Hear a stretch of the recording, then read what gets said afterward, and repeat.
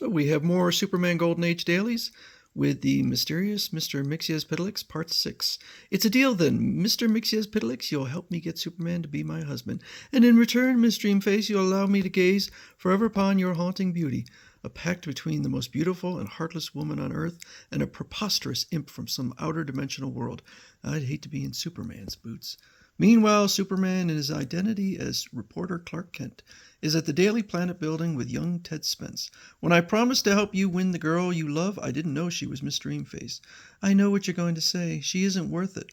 But we grew up together, you see, and I've always loved her, and someday your great love for her will change everything, eh? Well, could be, I suppose, but how can I help you win her? If you're going to help me get Superman to be my husband, Mr. Mxyzptlx, what's your first step? Obviously, Miss Dreamface, the first step is to bring Super to you. You seem confident that you could locate him. For a creature of my capabilities, it'll be a cinch. It's been my experience that Super always seems to turn up if anything startling happens around the Daily Planet building. So I'll make something happen. What'll it be? Rip the roof off? Knock the walls down? No, perhaps something subtle. Perhaps. Chances are Miss Dreamface won't even see me. So how am I going to plead your case? It looks pretty hopeless. All right. But at that same moment, hovering outside the building is Mr. Mxyzptlx, that weird creature from another dimension. I promised Miss Dreamface I'd take Superman to her, and the guy always seems to turn up if anything goes amiss in the Daily Planet offices. There's that sissy reporter, Clark Kent. Perhaps if something happens to his companion, Kent would holler for Super. So, a split second later, great Scott, Ted seems to have disappeared. This can't be happening to me. I must be going insane. Not at all, my boy. I'm simply using you for bait. Superman, bait. In fact, you see, your sissy friend, Clark Kent, will set up a howl for Super because of your abrupt departure. You mean you want Superman to chase you? Exactly. You see, a lady friend of mine wants to marry the guy. Her name, Miss Dreamface. And she wants to marry Superman?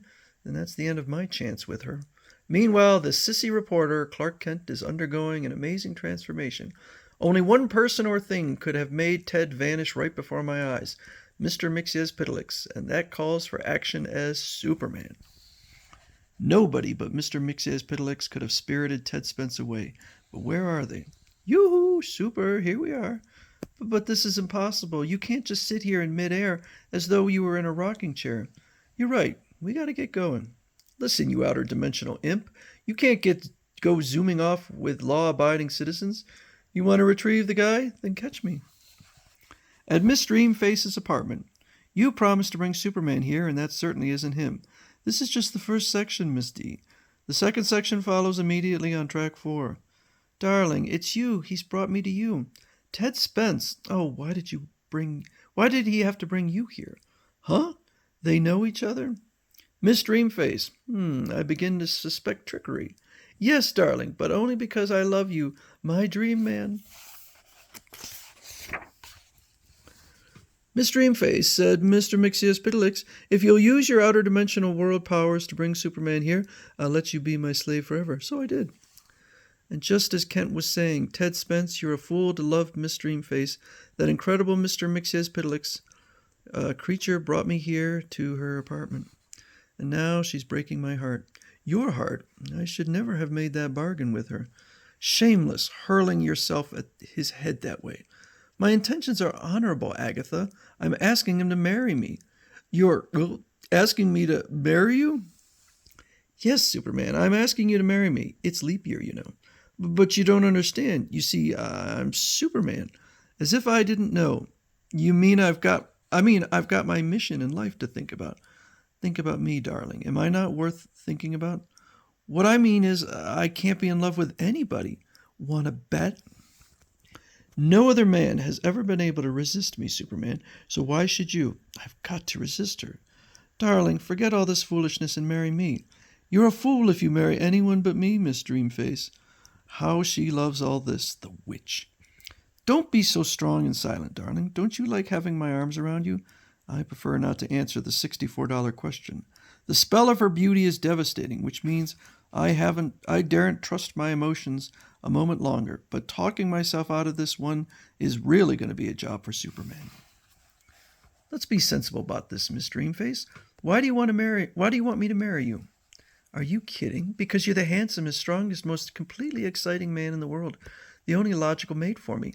The most beautiful woman in the world. Oh, but you really should choose Ted here. You've known each other since childhood, and he truly loves you, which I don't. But, darling, don't you think you could learn to care? Aren't you being a little difficult, Superman? Most men would leap at the chance of marrying me. But I'm not most men. I agree. That's why I'm willing to make a little extra effort to win you. You're wasting your time. But is she? She's certainly the most beautiful, most fascinating, most desirable creature on Earth. And after all, I'm only superhuman. He's weakening, just as they all do. Even the great Superman is putty in the hands of Miss Dreamface. See, Superman is succumbing to the terrific force of Miss Dreamface's beauty. I never would have believed it. Marry me. Think what a couple we'd make. We could be king of and queen of the universe. Gulp. Forget all this crusading nonsense. Why should you be concerned about the welfare of others? Live, marry me, and the world is ours. But well, why shouldn't I have a life of my own? Why shouldn't I think of myself for a change? Why shouldn't I marry you? And we finally get to see her face. See, I told you the terrible impact of Miss Dreamface's beauty could turn the head of even Superman. Incredible. But she did it. So you will marry me, darling? Why shouldn't I? Why should I dedicate my life to others? Why shouldn't I have a life of my own? A loving wife, a cozy vine-covered cottage, the patter of...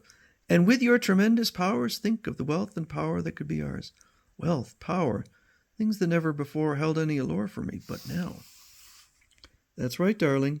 When we're married, your superhuman powers will mean wealth and power for us. I still know it isn't right, but somehow that no longer seems important. I can't stand it. My two greatest idols, and they both have feet of clay. It is rather disgusting, ain't it? Listen, Mr. Mxyzptlx, you imp from another dimension. I won Superman without your help. I don't need you. Do you understand? And now get out. You have trifled with my affections, Miss Dreamface, and now you humiliate me openly. I'll go, but mark my words, you'll regret it. Get out. Do you think it's fair, Superman? Fair. Do I think what's fair? For you, because you're Superman, to win the love of Miss Dreamface, whom I have loved deeply and honestly all my life. Why, I'm sorry, Ted, I truly am.